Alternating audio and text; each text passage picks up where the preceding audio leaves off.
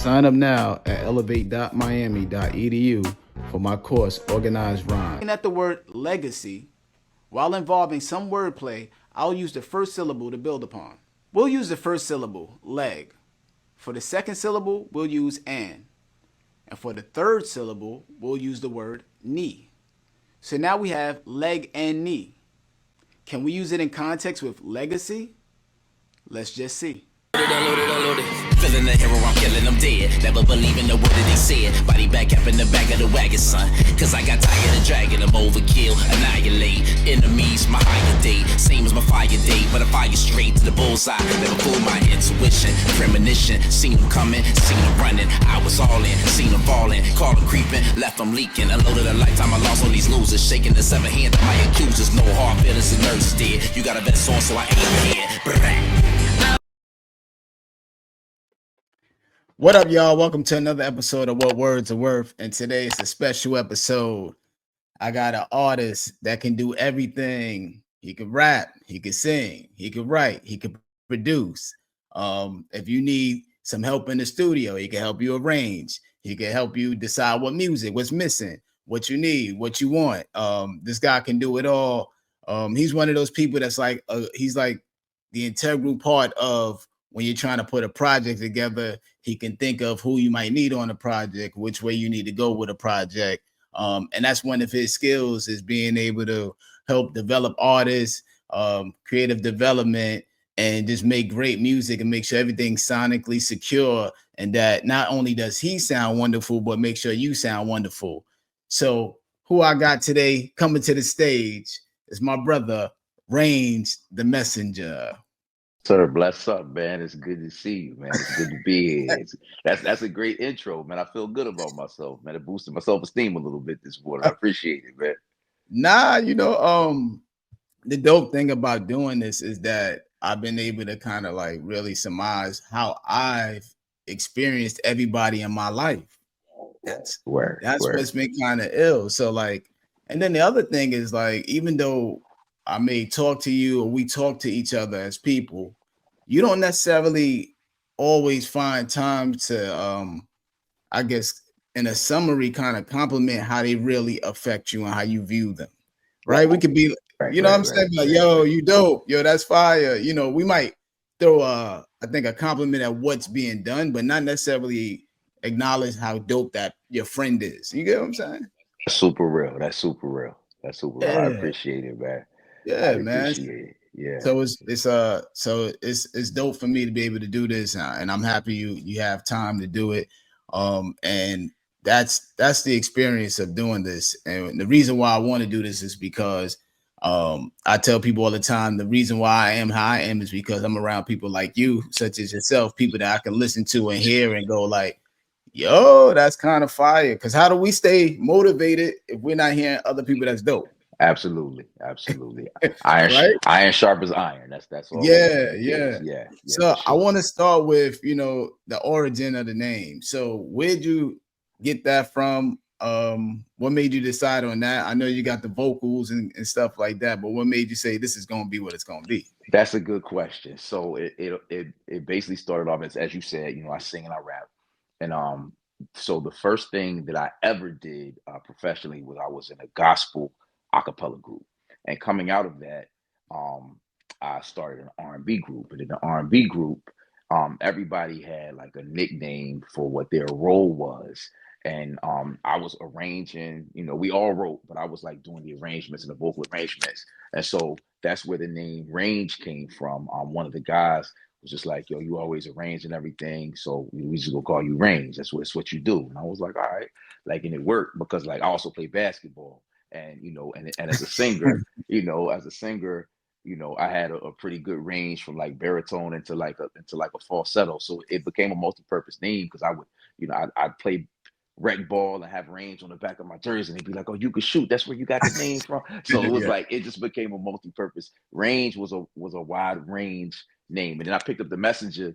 Once I stopped doing the R&B group, I got back into rapping because when I was doing the R&B group, like it was like on some like 112 Drew Hill type. It was like Pretty Boy R&B type time, and I wasn't really rapping then. And so when I got back into rapping, and I added the messenger onto it, just because I feel like I had things to say. So Right. that's the origin of the name Range Da Messenga. Yeah.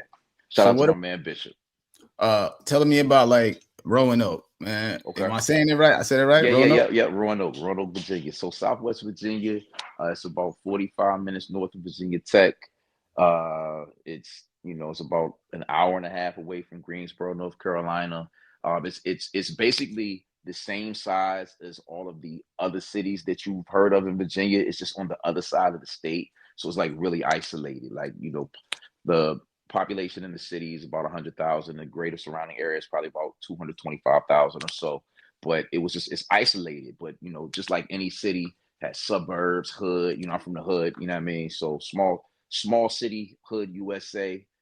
Grew up being really influenced by Southern rap and Northern rap. So really influenced by like you guys, like really influenced by New York, really influenced by Wu-Tang, the lyrical movement, the lyricist lounge movement. And then at the same time, by the time I got to high school was when kind of like Outkast had hit and all of that. So I was pretty much equally influenced between what was going on in New York and what was going on in Atlanta, and Virginia was kind of like the middle ground of that. So Roanoke it's cool, man.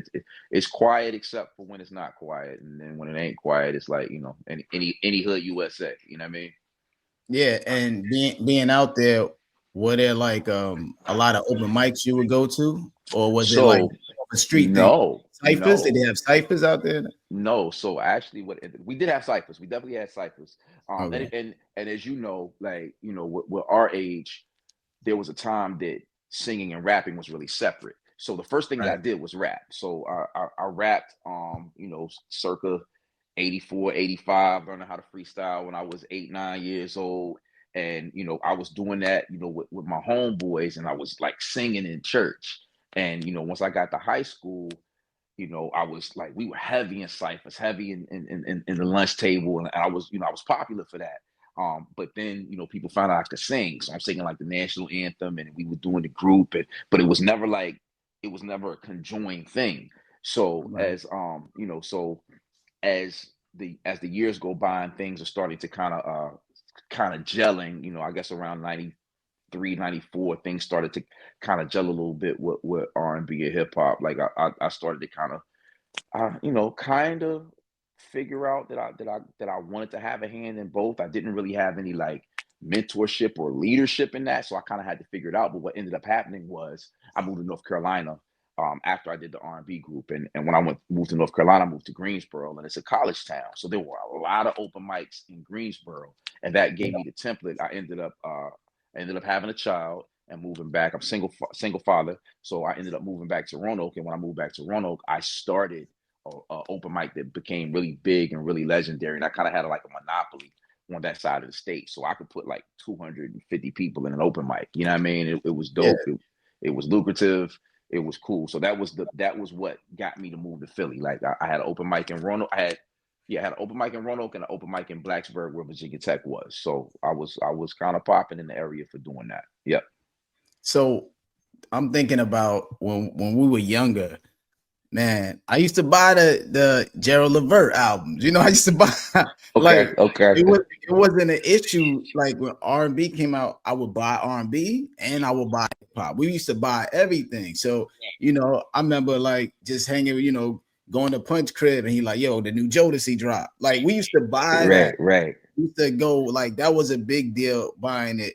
Where did you see, as far as like you being around both realms of it, from then to now, what do you think kind of made that occur? Like we stopped going, like now it's like I'm a rap, I'm only kind of buying this rap stuff. Maybe old school dudes still drive around with the R&B, you know what I'm saying? Or some of us I think do. there was always kind of like, yeah. So this is what I found out when I moved to Philly. What I found out when I moved to Philly was that small city people aren't cultured, right?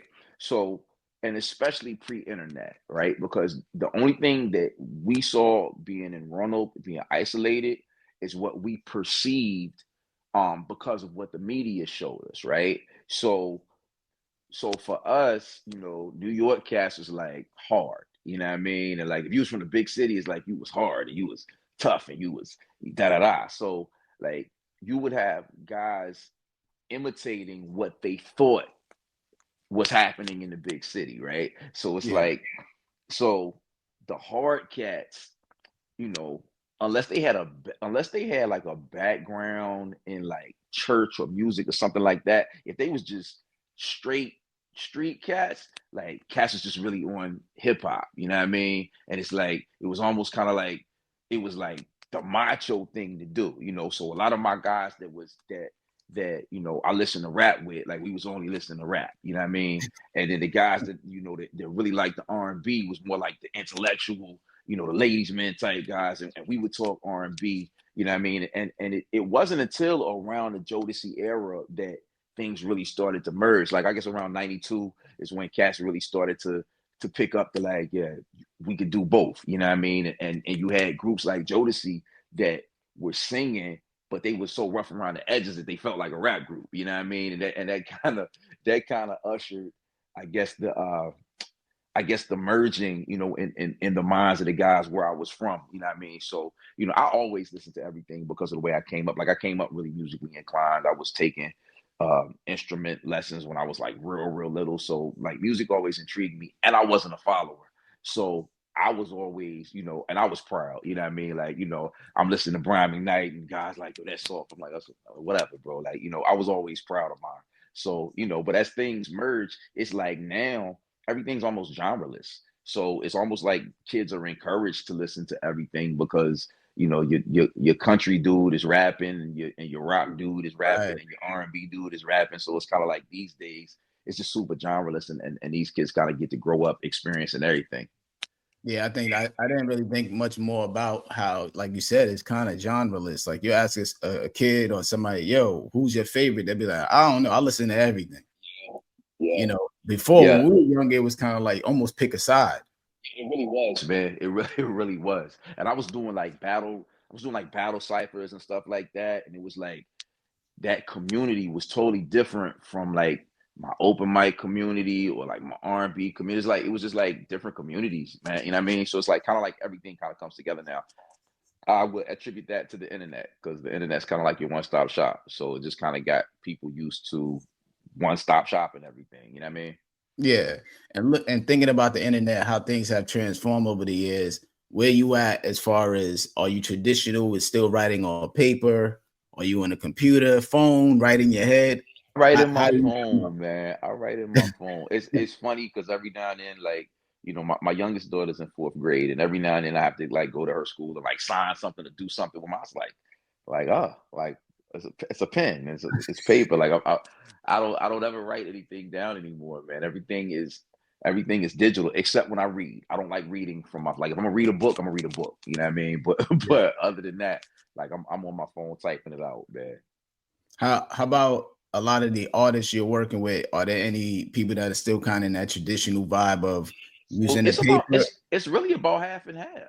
Okay. Um, uh, you, the thing that I love about artists is and creatives is creatives love to be original and creatives love to be nostalgic. Like my daughter writes in her notebook, like she writes everything in notebook, which is crazy because she's 20. You know what I mean? Right. But like she doesn't write anything to my knowledge in her phone. Like anytime, because she's in the one in the group that I'm curating, and anytime they start writing, like she pulls out her pencil and pen. She's got notepads and stuff like we used to have. You know what I mean? Notepads, and you know, a couple of the guys are writing notepad type stuff. It's like half and half. You know what I mean? What about you? What are you doing?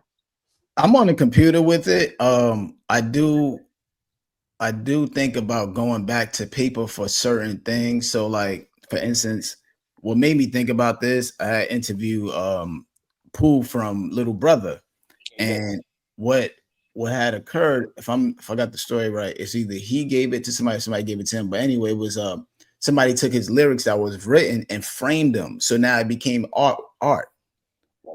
So now if I don't have the literal aspect of the paper, I'm probably missing out on a chamber of just the artistic value of where we're going with all of this. You know, Yeah. having an art gallery, like the actual writings are now becoming the actual art. Right. So, Right. Right. Right. so I had to start thinking about that now. Like, so even though I've been putting it into books, so I print it out and then you got the book. That's dope. You autograph the book.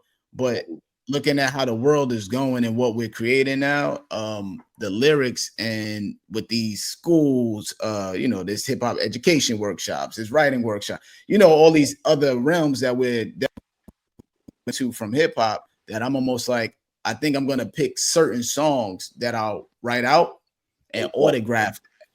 That makes sense. Now, right? Isn't that would be more valuable, right, Range? If I actually write out the lyric and I have a supporter out there, somebody out there, and I actually mailed them the lyrics autograph, the printed version ain't gonna do nothing. Absolutely. Now that's smart. That's smart. And you always, I admire you for that, because you're always figuring out like the next, the next way to do it. You're gonna write a book. You're gonna do it. You're gonna do a children's album. You're gonna like that's always been dope about you. Like I admire that about you. Yeah, man. Thank you, man. It was just speaking of Pool, just thinking about that. There was some other people I spoke to that actually was saying the art in it when writing it to paper is actually depending on your emotion, the indentation of how hard you write can be seen. Okay. Now that's what the ability to analyze, the ability to be an analytical mind that's always fascinating to me, because I never would have thought, I'm not thinking like how hard you write is going to I'm not thinking about right, Rain. So that's why these conversations be intriguing to me, because it goes from getting it framed, it goes from the indentations have a story that go with what the person buys that's framed from you. There's so many aspects of it, and that's kind of where I see my journey going forward, as far as taking this into some artistic realms, being on panels. So just understanding the value of, all right, we could type it in and put it in the phone, but like honestly, what we're writing is the art. And it's funny because I got a homie that does. He has a clothing line brand called Greatness Was When, and you reminded me of that. And what he does is he takes things that happen in music and sports and puts them on fabric. And it's like a really dope thing. And what you made me just think about is, the art of like putting that writing on like a sweatshirt, like a sweatshirt. You know what I mean? Like that would be really dope, just to have like one of the joints you wrote, with your handwriting on a shirt. Like that's how I feel. That's what I'm saying. That's what I'm saying. Now we bouncing, and that's one of the things when I seen Eminem get interviewed, and his paper, him describing how his paper looked. His paper has words all over it, like all the pieces to the puzzle. That's how my paper used to look. And then other artists, I've had other people show their paper on here. Superstition, he had an indentation over the or like a symbol over the word to know that it started on the snare of the verse. Because sometimes you can start a verse and then you come back and you forgot how you. So what I do for that is, and it's funny because I wasn't doing that when I was writing, because I didn't figure to do it until I started typing it out. But what I do is I write mine literally by the bar. So I'll put a slash, like wherever 4 ends and 1 begins, I put a slash. So even if it's in the middle of a word, like I'll slash that, and that's how I'm able to go back and read. So I count my bars that way. Yep. So that's dope, because everybody has their own process. But what happened is, as you start to write more complex patterns, especially if you write complex patterns, like you don't remember, you look back at it a month later, a year later, you're like, I don't remember what I was trying to do. So what I do is, I'll chop it up that way, so I can look at anything that I've written, since I've been doing that, and tell you exactly how it goes, and I could, I can go through it one time and then I'll have it. You know what I mean? So yeah, that's smart. But I got to do that. I haven't done that writing it out, so I'll do that writing it out. That's dope. Yeah, so I'm learning all these things, but I'm looking at it like these conversations is actually the art for the galleries now. Like sometimes, I mean, like looking at when Jay-Z did Picasso, he was in the middle of the gallery performing, and he's so I'm looking at just how the evolution of where it's going from the writing. Eventually, there's going to be its own section in the library of just hip hop artists, authors. Mm-hmm. Mm-hmm. And that makes sense, right? You walk up in there, you get to read the book from this artist, you read the book from this artist, and it's Same, it's its own thing. Same way you have poetry in a section, but you'll have hip hop or rappers that made books. Now you just go in here and you like, oh, okay, this is fire and all those things. And then like also, if I remember, I got the Tupac Resurrection book. I believe in there they had Tupac's written works from when he was in jail.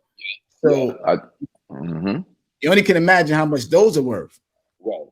So I'll probably, you know, as I think about it, and whoever's watching this, if you think about it, if you got an idea or you want to take it to the level of like curating a gallery of the written paperwork of all of us artists, I'm down to do something like that. And I'll even think about it myself with some people.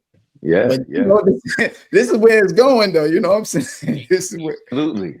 so That's smart, man. I mean, one of the greatest things that we could ever be is innovative. You know what I mean? Like you want to be ahead of the curve. You know what I mean? yeah. Like, you know, that's an important thing to be. So that's dope, bro. That's dope. So how long does it take for you to write? I can typically write. I can write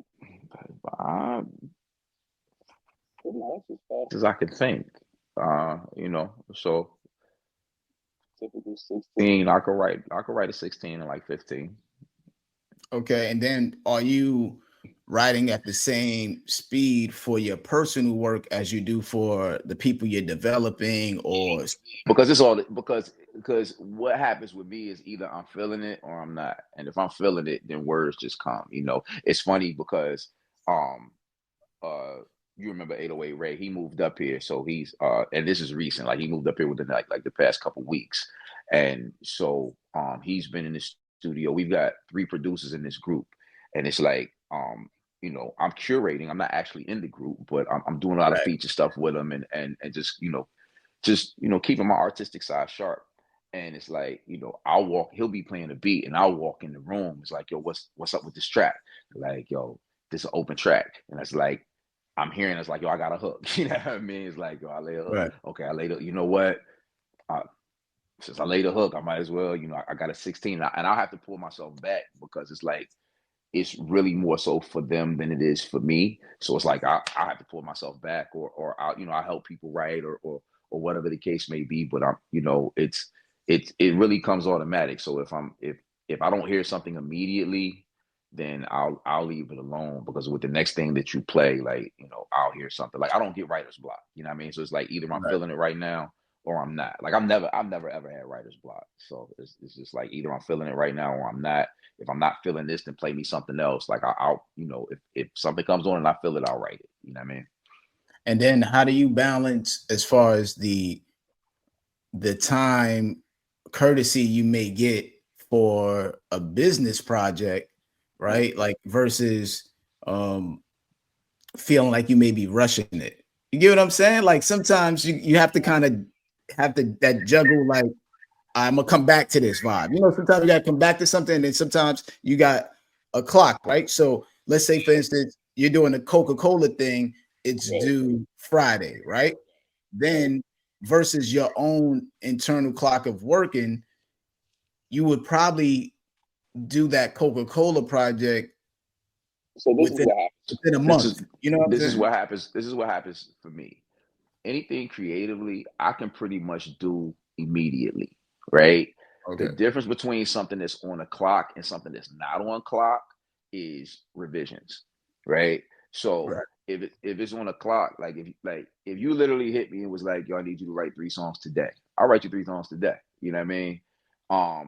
But if it's not due today, and you say, you know, let's do a project, let's do it at your leisure, then it's probably going to take me about the same amount of physical time to write the song. It's just that Okay. after I write the song, I'm going to go back and I'm going to listen to it, and I'm going to say, you know what, let me reapproach this, or let me reapproach that. You know what I mean? And that was something that I really learned from Scott. I remember because before we did what we were doing with the idea, like, I could always rhyme, but it was for a very long time it had been casual. There was a time that I was taking it serious, but I was like way younger. And so, you know, I was trying to take it, you know, I was trying to really take it serious, like when we were doing what we were doing. And I remember taking a rhyme to Scott, and Scott was like, you could write a better rap. And I was like, it kind of took me aback, and I was like, I could write a better rap. And he's like, don't overthink it, just write another verse. And I was like, all right. So, it took me, about 10 minutes to get over myself. But once I got over myself, I took the verse back to him, and he was like, what do you think? And I was like, it's a better verse. He was like, Yeah. yeah, see. And I was like, so him doing that to me, like immediate. And I'm the type of person that, like, once something clicks with me, it clicks. Now you may tell me something 50 times and it don't click, but if it clicks, it clicks. And the first time that happened, it clicked. So if I'm doing something that's for myself and I have unlimited time on it, I might take and write 3 or 4 verses on the same Okay. topic. You know what I mean? I might write 3 or 4 verses on the same topic, and then I might start taking pieces from verses and putting them inside each other. So that's what I'm gonna do if I got more time. You know what I mean? That's what I'm gonna do with more time. But the since the time that we were working on the idea, like, I've just really dedicated myself to just really writing, and I've been around so many MCs since then. It's just like I just wanted to just kind of wanted to master my approach, because when we were doing it, I was still kind of figuring out what my approach was going to be to records, because I was used to ciphers and freestyling, and records is a different approach. You know what I mean? So I was used to singing, but I wasn't really used to rapping on records. Even though I've been rapping for a long time, I wasn't used to rapping on records. So in the past, maybe like 6-7 years, like, I've really, really, really sat with the process of what it is, what I want to do with my voice, and the way I want to combine, like, melodies and harmonies and things like that. So it's been a really fun process. And then when you're doing this, are you trying to like go directly through? What do you think about the, punching in versus one take all the way through? And so if I'm on some just straight lyrical stuff, I really want to get it in one take, because there's a feeling for that. But half the things I do is an MC's approach, and half the things I do is a songwriter's approach. So if I'm taking an MC's approach, I want to spit it straight through. But if I'm taking a songwriter's approach, then I'm doing melody, I'm doing harmony, I'm doing different emphasis on different things. And with those things, I'm never trying to take it straight through. I'm really trying to accentuate what's gonna make this part, this 4 bars might be like really important for the joint. So I'm just focused on this 4 bars. So but you just want to be able to execute it all the way through, regardless of the approach that you took to laying it down. You know what I mean? Yeah. And then when you're working with other people, are they open to saying, hey, this one right here, we're gonna stop here and then punch in on this one and try this here, or are they open to, you know what I'm saying? Because some people are used to it, like going straight through. Some people are not used to maybe chopping it up. So how open or receptive are people? Because most of the people that I'm working with at this point are people that I'm developing. Like, Yeah. that's probably 90% of the people I'm recording with. You know what I mean? So 90% of the people I'm recording with, I'm developing, and the other 10% know that I've developed. So even if I'm telling them to do something they haven't done before, they trust me as a developer. So I kind of get, most of the people that I work with are really open-minded, just because they understand the nature of the background of what I do. Probably more open-minded with me than they would be with, with most other people. But I don't really have a hard time, trying to get a person to approach the thing a certain way. Yeah, and I try to make sure, like, I just tell people, I'll be like, try everything, do whatever. I mean, there's a delete button. There's so many records, Absolutely. you know what I mean? So many records Yeah. and versions of a song that never came out because they didn't like it. So, like, this isn't what's going out for sure. So let's try it, and then if it don't sound good, we hit the delete, and that's We it. do something else. And that's my approach. That's my approach. And I think one of the things that I I learned, and that I try to teach, is that when you don't do music from a space of ego, you're more creative, because you're more open. And a lot of us as creatives, we start off with creativity as a form of validation, right? And especially in hip hop, and it's like, so what I try to develop my clients into is not using it for validation, it's just using it for expression. And so when you take it from that point of view, it just makes you way more open to people's suggestions. It just makes you more open, man. Because when it's validating, it's like you get something rigid in your head. It's like, I gotta prove this, and it's like, nah, man, you don't have to prove anything, man. I know you dope, bro. Open your mind, Let's see if we can make it more dope. Let's see if we can explore all the possibilities of what we can do with this record. And you kind of got to drop your ego for that. Yeah. So how's that as far as developing the tug of war between I'm trying to maintain my integrity of creating versus ghostwriting versus this is collaboration. These are three films, like explaining that to people, like what's your take on that as well when you're in the studio, all these three different realms of doing it. What's that like for you? So ghostwriting is not something that I do very often.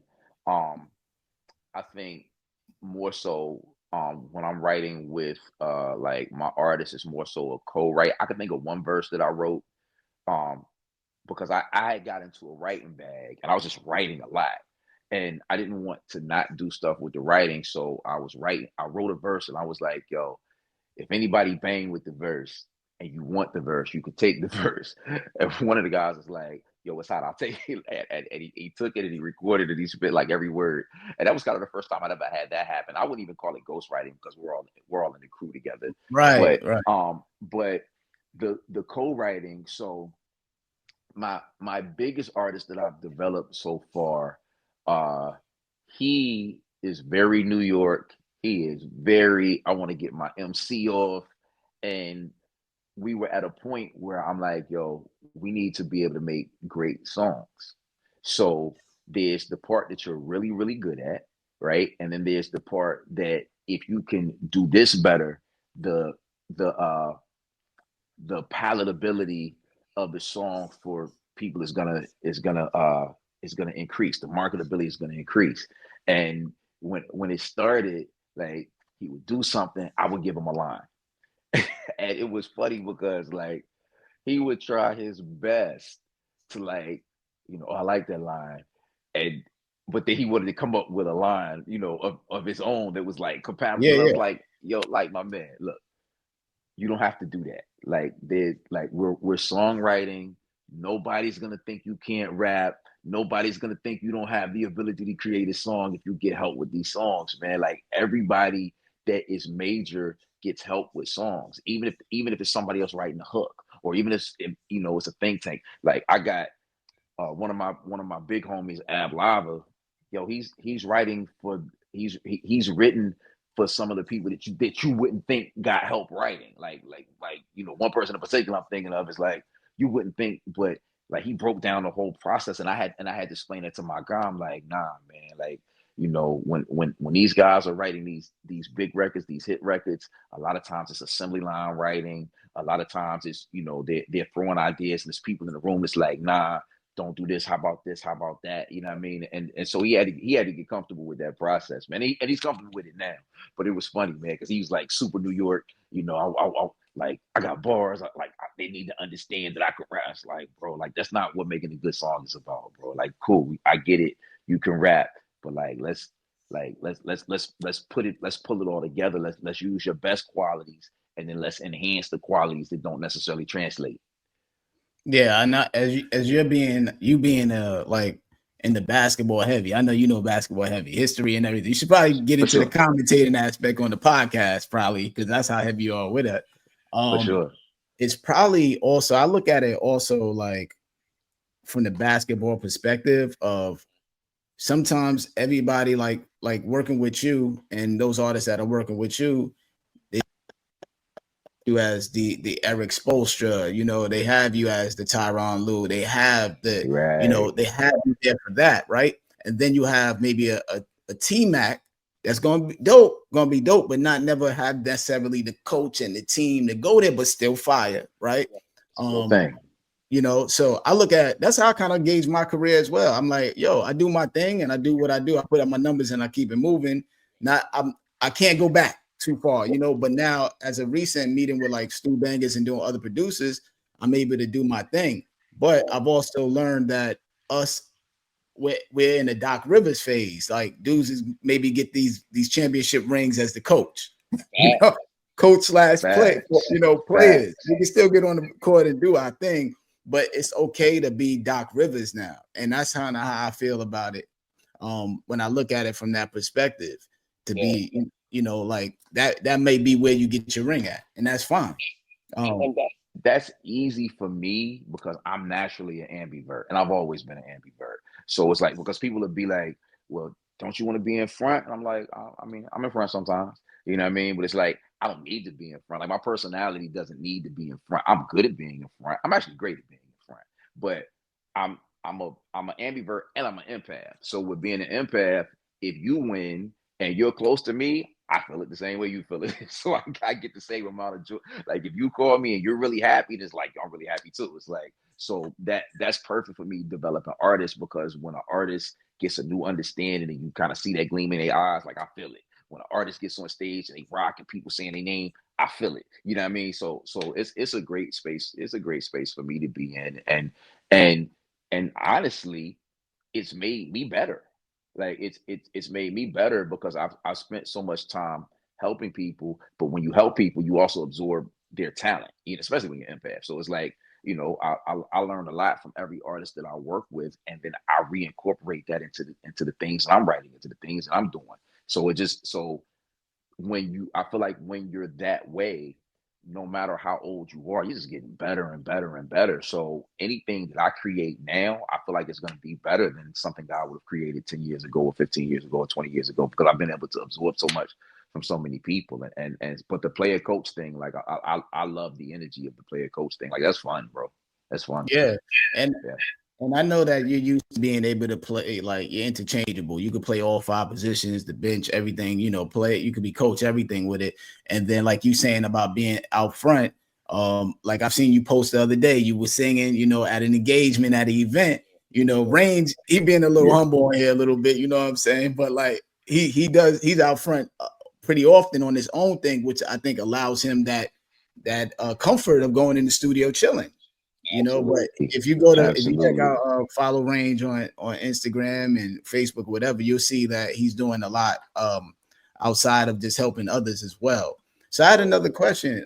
So what about, do you want the beat first, or you like to have, you know, the rhymes already prepared and then go to the beat? I think at this stage in my life, because I have so much music that I don't even really get a chance to just kind of, like, I've got a bunch of music in my head because I mean, I've got 3 producers. I've got, you know, 808 Ray, who's a Grammy Award winning producer. My young boy, Zoom, is a sound producer that's getting placements. And my other guy, Don Will, on it, used to be signed to DJ Clark Kent. So I got 3 like really high level producers that are producing in Cold Gray, and they're forever flooding the chat with records. So I have the ability to sit and come up with it off the top of my head and just kind of like do the epiphany thing. But I get so much music that it's almost kind of like the past few years of my life have just been filled up with the space of music. So it's just music plays and I just kind of go into that mode. The place that kind of music comes to me on my own is in the shower. Like when I take a shower, like stuff just kind of will randomly come to me. And I take a shower every day. but you know, but the music, but there's just just a constant flow of beats and production that's coming in. So I it's just kind of always ever present and ready for me to write to. And then what's the atmosphere for writing? You like a lot of people around, nighttime, daytime, got to be by yourself? Yeah, I don't care. It doesn't matter. I've written in rooms full of people. I think because once it's in my head, it's in my head. So I'm the type of person, and I found, because I work with so many creatives, that most people are not this way. But if I start writing to the beat, I could cut the beat off. You could be having conversation. You could be doing, but once I got the beat locked in and I know what I'm talking about, then it kind of don't matter what's going on around me. It's just kind of like I'm just locked into to the loop in my head, and I'll write it out. And you can sit there and talk to your girl or talk to your fellas. Y'all can argue about the game, and I'll be locked in. I'll be done in like 10 minutes. You know what I mean? It's like, is this bothering you? Like, nah, I'm cool. I got it. The only thing that bothers me when I'm writing is if I'm writing in a room full of people and somebody else is writing too, and they doing they shit loud like that. Like that'll mess with, bro, like you messing up my thing. Like because now I'm hearing you and I'm not hearing. But pretty much any other scenario other than that I can write in. And then what's it like for you when you're creating as far as balancing, okay, this is a commercial record versus this is going to be an underground joint just for people to absorb of us. Let's not overthink it. Are you like? I think my default now is make the hook catchy. Okay. Like make the hook catchy, and then whatever else happens is whatever else happens. Unless this don't have a hook, and everything doesn't need a hook. You know what I mean? So that to me would be the underground stuff is kind of like because I've been writing so long that I tend to write in multiples of 4 when I'm writing, you know what I mean? So it's like if I write, I'm gonna write 12 bars, I'm gonna write 16 bars, I'm gonna write 24 bars, I'm gonna write 32 bars. So my energy is just kind of like what's the feeling in the room and like what do we need? So do we need something that's gonna feel mainstream? Like how many of those do we have? Because like what we doing in Cold Gray, I literally want to touch everything because we can. Right. It's seven people, so it's just kind of like what's the last song we did? You know, what's the last 3 songs we did? Okay, last 3 songs we did super catchy with the hook. You know what? And these joints was kind of boom bapish. The age ranges in Cold Gray are 20 to 43, so it's like this joint was boom bapish. All right, we need a melody, we need a melodic, wavy, new era type joint. So it's really kind of like what was the last song? Like whatever the last song was, let's do something different for this song. Yeah, that's what I like about the internet. Like it's like you don't know what's going to hit. Sometimes the visual might take the song that you thought was going to be underground out of here. And Absolutely. yeah, I don't think you know what's going to hit. And I think that's even giving me more freedom of just like, you'll just do the joints. You'll do the joints. Let's put it out. Let's do a video for this one. And let's see where it goes. And I think typically people, they like it, they consume it, you know, and then being that, you know, when we were coming up with it, it was more like first, all right, yo, let's work on the joints. Let's get a meeting. Hopefully we get signed. All, you know, the whole process of there was so many hurdles we had to go over, right? Then once you sign the contract, we need to make the single, and the single got to sound like this. You know, we got to sound like this person that dropped already. It was so formulaic of a formula. Today it's just a kid down the block and just upload something, and it is what it is. I definitely enjoy doing music. I would say I enjoy doing music as much as when I was younger, internally, like the joy of making it. But I also enjoy the fact that I don't have no pressure really. I just make the joints. Freedom.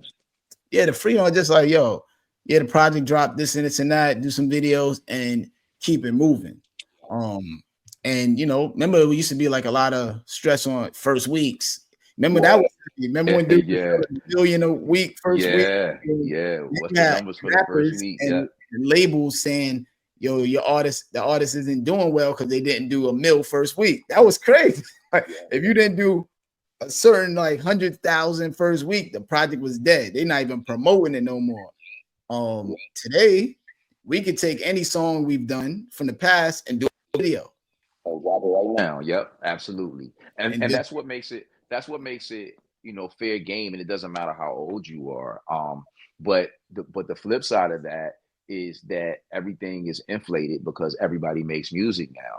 So people will come to me all the time with music, and it'll be good music, and it's like, you know, it's like, well, Range, what can you do with this? And I'm like, well, I mean, I can't really do anything with it because it's just good music. And in this day and age, like if you're really trying to make noise, you need more than just good music. You need to be good at content. You need to be like, you know, the thing now is the equity is in who cares. You know what I mean? So it's like I literally had this kid who he got ready to produce the project. The project, it sounded good. He sang, he could rap. He's kind of like a younger version of me, sing, rap, and he was tight.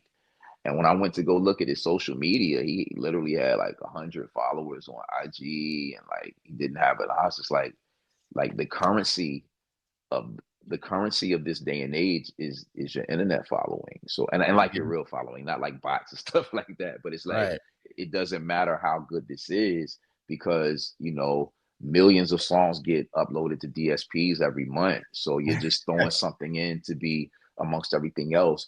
You have to be able to develop your persona. You have to be able to develop something that makes people attached, that makes people care about what you're doing. So my philosophy is I'd rather have a person who was really good with people that was able to garner 50,000 followers without music just because they were interesting and they were doing topics. I would rather have that person than have a person that has 500 songs and 500 followers, because we can't really do anything with you can't do anything with the songs. You don't, like, nobody cares that you make music. So developing the character and developing the thing that's going to make the song stick, because the songs basically become the soundtrack for your movie, and you're your movie. So you got to figure out how to be a movie so that these songs, which are the soundtrack to your life, can stick and people care when you're putting out, when you're putting out music. That's if you're trying to eat off of it. You know what I mean? Other than that, if you're not trying to eat off of it, if you're just doing it for fun, and it's like, do it however you do it. Yeah. Yeah, I've enjoyed the fact that I would say artists such as myself and a lot of artists from our era and my era per se is like we're able to like kind of get to that mindset of I'm just trying to do joints for the people that rock with me. You know what I'm saying? Like I'm not stressed. I'm not stressed with it, and it's been working and it works out well. So I learned that just like, yo, make joints, man. People that been rocking with you or like that sound or whatever the case, they support and they buying it. And you learn over time to not, especially with everything kind of being affordable. Like you could go film videos on your own nowadays. You could get the music pressed up this way and that way that stay within a reasonable realm of a budget. You're fine. You can actually make money from doing the music, feeding your audience and not getting caught out there trying to go too far out of bounds with it. So that's the other thing that I'm happy about. Just not only me, but seeing a lot of our peers that have been in the game for a while, being able to sustain their career and tour, and they do a lot of putting music out, being successful with it. So that's one thing that I would say too for a lot of legacy artists out there. There's a lot of people that don't mind getting your stuff, and I would just say don't get crazy into your ego and go out there and press up 4,000. Stay right with your ego. Maybe I'm gonna press up a couple 100 copies of this, see how that does. But if you don't fall for your ego, it's a really easy formula. Make it for your following, right? Make it for your following. And so the legacy artists, like yourself, they're gonna be names that I say Wordsworth, and it's like, oh yeah, I'm like, yo, you remember Wordsworth? You remember lyrics? It's like, oh yeah. Right. Those people are a thing. A lot of times I'm working with artists that don't have that, right? They're just dope. And I'm like, well, if nobody knows who you are and you tell them you rap, they don't care. You know what I mean? So there has to be something about you that's interesting that pulls them in. If you're a legacy artist, then you can do it off of the nostalgia, off of who you've already been, and people are trying to, they're looking for you anyway. Like, whatever happened to such and such and so and so, like, and it's like, and when you pop back out, it's nostalgic. But if you're young and you don't have that, then you have to, like, this is high school. Like, you got to be like, people got to like you. People got to think you fly. People got to think you, whatever. Like, but what I ask my artists is like, what are you the champion of? What idea am I going to think of when I think of you? And focus on that idea. And then when you go on social media, double down on those ideas, start discussions with those ideas, and then you make your music about those ideas, and you become very linear minded until it catches. And then once it catches, then you can add another layer. And then and that's how you develop a character. The same way that superheroes are developed, as we read comic books coming up, like you learn a thing about the hero, then you learn another thing about the hero, then you know what I mean, and you get more engrossed into the story as you learn more things. But there's got to be something baseline that pulls you in. There's got to be a reason that you're checking for it, other than the fact that like he can rap, because everybody can rap and everybody can sing now. Right. So it's like there's got to be something that makes it stick. And then one of the things about you is that people check for you because having the name Messenger, when you're writing the music and crafting it, you're putting these life lessons in there as opposed to just bragging bars. You're doing a good mixture. So you find a good balance with that. How important is that for you as far as being a lyricist and an artist, also working with artists coming up? Because on the internet, have it to let it be somebody that come with an opinion. the average person think it's straight violence, all rap, all hip hop. They think it's straight violence, but me and you know that it's what you search for. Is there's other people to search for. There's a lot out there. So Absolutely. what's the importance of balance with you with the message and the music? Well, balance is, it's my favorite word. It's tattooed right here. It's the premise of what Cold Gray represents.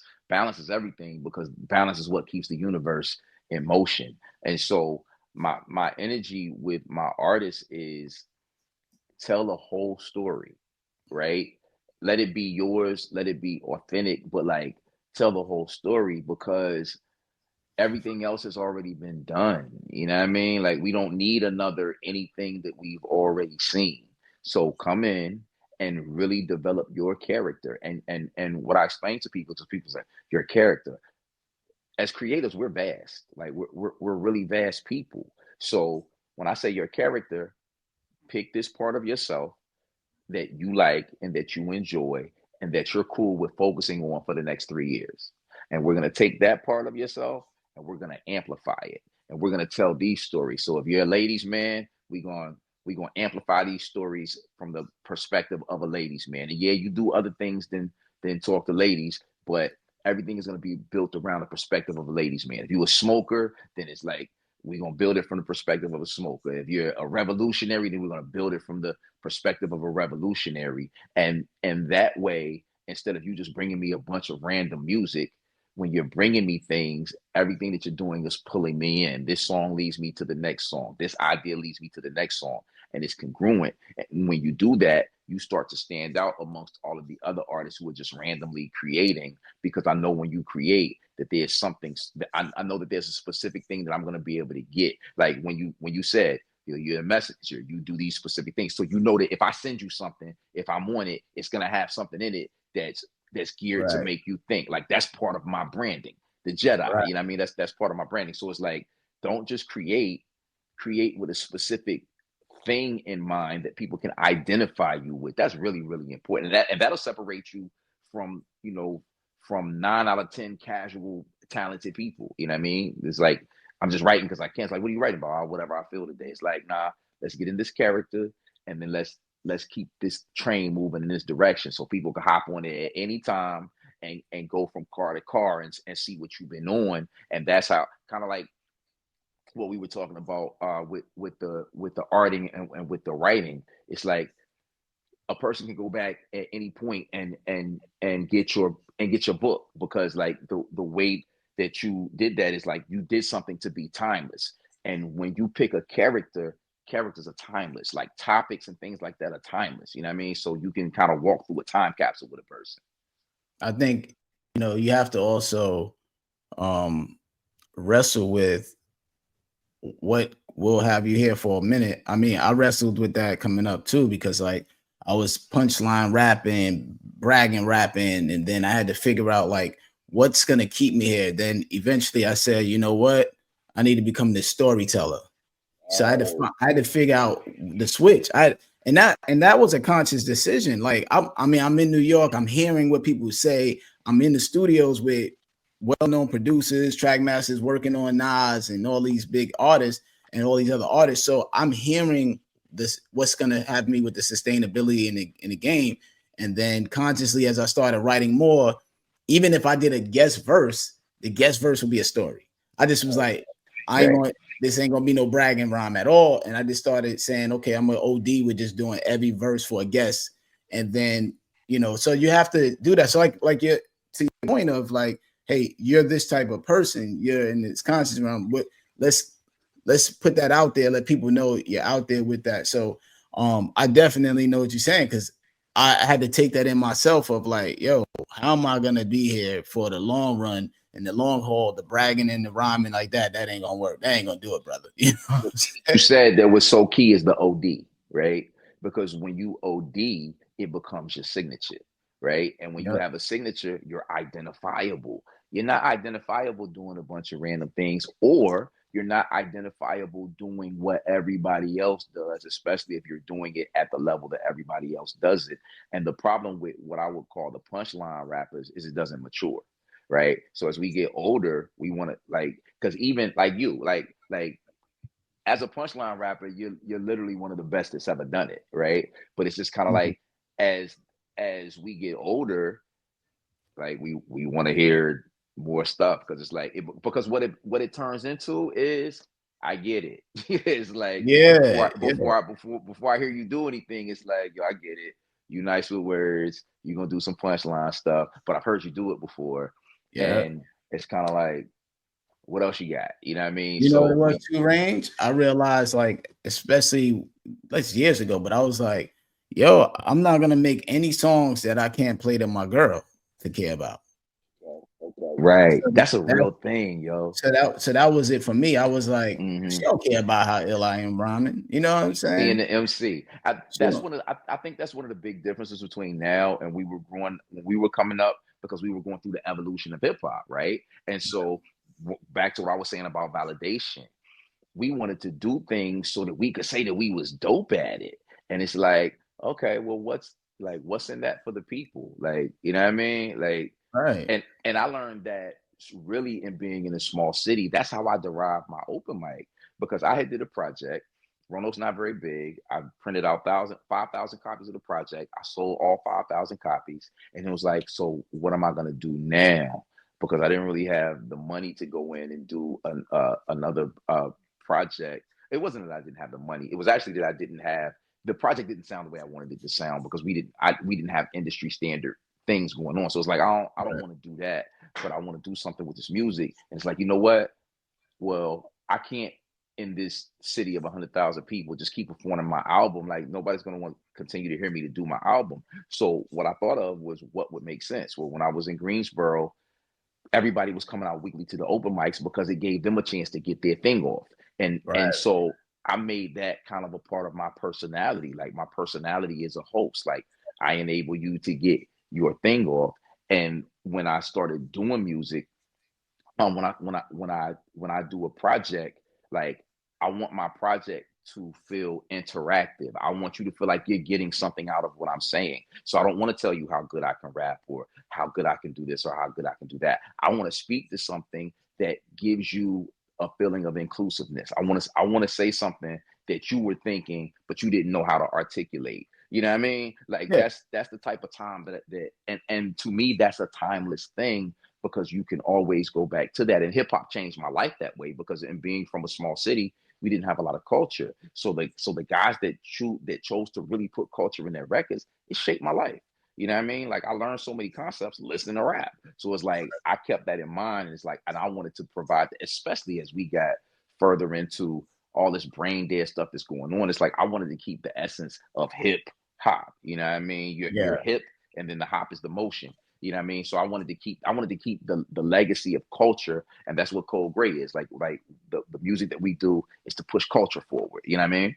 Yeah, and you led right into my next question, because I was gonna ask you about Code Grace. I had it Okay. set up. Yeah. So tell us about Code Gray. You sent me some phenomenal songs the other day to check out, and to hear. I got to hear your daughter on there, which for me it's like wow, because I remember her being young, and then I'm going through my realms over here. My kids are adults now, so us being dads and being Right. older, I know that that's special for you, especially, taking it to the basketball, LeBron and Bronny screaming on Stephen A. Smith vibe. So we understand the dynamics of all that. But speak to me about the whole code gray. Like, what is this about? So to make it as simple as possible, um, I had I have an Asian American artist, Miyachi, who's really, really dope. He raps in Japanese and English. And he's definitely growing and following. He's got about at the point of this conversation, he's got just over 1 million followers across platforms. And then I had a mentee from back home who was one of my best friend's sons that I first started doing music with when I was 15. His son became a A-list producer, and he needed to he needed a team, and Miyachi needed a team. So I put them together, and I did an artist development camp to vet basically a rap group to put around them. And so the template of the rap group was characters like Wu Tang, um, a variety of sonics like what you would get in dealing with like the Dungeon family. So it's kind of like mixing my New York influence and my Atlanta influence, and just really trying to create a super group where we based it on these characters that we developed like superheroes. And then the premise of Code Gray is balance. You know, I'm a big Star Wars fan, Right. and what I learned from Star Wars was just basically it's about balance. And so we know where everything is with the state of music and with the state of society. And so the premise of Code Gray is just to bring the light to the dark and the dark to the light. You know what I mean? And just to meet in the middle. The Jedi fell because they didn't understand the dark side. You know what I mean? I'm from the hood. I grew up, you know, amongst the killers and the dealers and all that stuff, but I was Right. also exposed to like academia and all that. So like I could speak everybody's language, and Code Gray is a group of being able to speak everybody's language. Like literally with Miyachi, you know, doing Japanese and English. My man Verse Mega is Jamaican. He's doing patois and dance hall. So, but the Dope. common denominator is everybody can rap. So some of them rap and sing, some of them rap and speak different languages, but like all of them rap, and you know what I mean. So that makes it really dope, and it's really crazy to work with creatively, because we can make music in any genre. So And it's really then dope. when is there like an expected date of some release, or is it just still kind of in that, you know, form of So just it's in development. yeah. As I tell them, some things are just for them to take initiative, because it's for the culture. So yes, I curate it, but I also wanted to develop leadership, because there aren't a lot of like leaders. So developing them into leaders, like there's a certain initiative that I want them to be able to take, and we'll discuss things. But I'm really hoping that we can have our first strong release maybe coming into the summertime. By 2026, I want us to be dropping singles on a super regular basis. The group has been together for the past 2 years, just in formation and in development, but everybody's really dope. So just forming it, you know, getting everybody in the right mindset to when we drop it, just to be able to keep going with it. That's kind of the goal. So Ray has 2 Grammys. Um, through working with Cool and Dre. He got a Grammy on the Carters. He co-produced 5 songs on Beyonce and Jay-Z's project. He co-produced 2 songs on Killer Mike's project that won album of the year. And he's produced for pretty much anybody that you can name. And this is the group Code Gray is for him to be able to break a group of his own, so it could kind of move him into the same standing that his mentors are in. Right. And you know, so but picking up the other 2 producers was really dope, because they each do a wide range of things, and it just expands our sound. And the way that you can identify us is basically the message. You know what I mean? So I wanted the sound to be vast, but the message to be centralized. You know what I mean? So going forward, for people that may not know you, what are like 3 songs or albums, or you know, something you would want somebody to check out to say, oh, that's Okay. crazy, you know, or something Okay. you worked on? Maybe it could be your own personal, or it could be something you worked on. Okay. So because a lot of the things that I've done have been behind the scenes, I think because the things that would be mine are older, so I wouldn't really send anybody to my older stuff. But recently co-wrote and did vocal arrangement on young artist Kenya Vaughn, who signed to 300. Dope. There's a song Summer Time that was out last year that did really well. And then there's a song called Yesterday. And both of those were released within like the past year, and you can check those videos out on YouTube or the DSPs or whatever. On Yesterday, you can actually hear me singing background Dope. for that. But she's really dope. Kind of Lauren Hillish. She's not rapping though, but kind of Lauren Right. Hillish in her imagery. Really, really crazy tone. Working with Carvin Hagens, who Carvin and Ivan was out of A Touch of Jazz, and was responsible for Music Soul Child success and writing like all of his biggest songs, or writing and co-writing. Carvin's like he's a musical genius, and I've been doing a lot of work with him. We had a company called The Ring that put out music on the artist Jay Brown. We got 2 number ones on the R&B Billboard chart, R&B playlist chart in the past 2 years. 2 number ones on his project, so you could check Jay Brown out. And then the next thing coming is gonna be Code Gray. So yeah. Dope, man. Yo, I appreciate you, man. Give us all your social media, how people can get in touch with you for artist development if they want to reach out to you? And yeah, Range Da Messenger is RANGEDA Messenger spelled GA. Range Da Messenger. You can basically hit me on IG. You hit me on Facebook. Those probably the main two places I'm at. I think I have accounts and other things, but the main places I'm out is IG, Facebook. As you know, I love talking sports. I love talking basketball. But artist development is my passion. So for anybody that's looking to become a professional, for anybody that's a professional that's looking to upgrade their brand, like that's the type of stuff that we do. Check out King Miyachi on any platform. He's the artist that I've done the most work with, and he's really like killing the game right now. He has two rival brands, which are King Miyachi and Konbini Confessions. And Konbini Confessions is like a comedic brand. So he's living in Tokyo. So he splits his time between Tokyo and here. And the Konbini Confessions is a Japanese it's a comedic brand that he does, but it's really dope. And then Cold Gray Official is where the group is developing, and that's going to grow exponentially in the next 12 months because of the push that we're putting on that. So those are my babies. We rocking out, man. We can find you in Philly. And they can find me in Philly. Yep, I am in the city of brotherly love, loving my brother. Pause. So once again, man, we got to thank Range for coming through. Make sure you reach out to him. Check his Instagram. I mean, he's a man of many hats with all these different things. If you need help with songwriting, arrangement, whatever the case may be, he's appeared on my project too. Until I went and saw him. We've met through Hezekiah, and shout him out. I was about to shout Hez out. Yeah. Shout to Hezekiah for putting us together. And like I always say, you're out there and you're writing, putting together stuff. What are your words worth? Peace, y'all. Bless our words.